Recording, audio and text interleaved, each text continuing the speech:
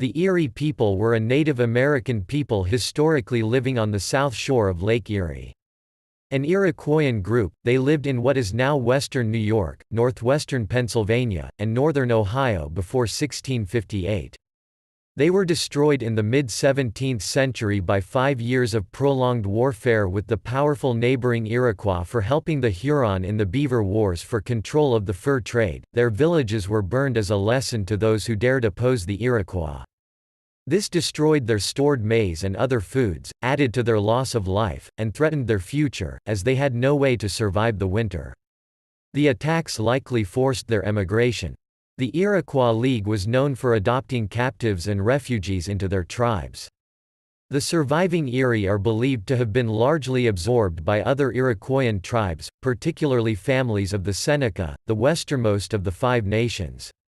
Susquehannock families may also have adopted some Erie, as the tribes had shared the hunting grounds of the Allegheny Plateau and Amerindian paths that passed through the gaps of the Allegheny.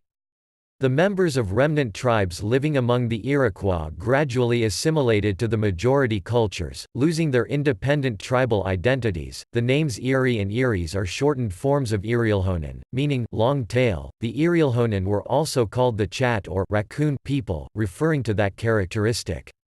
Like all the Iroquoian stock, they lived in multi-family long houses in villages enclosed in palisades.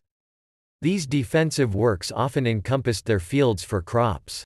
They cultivated the Three Sisters, varieties of corn, beans, and squash, during the warm season. In winter, tribal members lived off the stored crops and animals taken in hunts.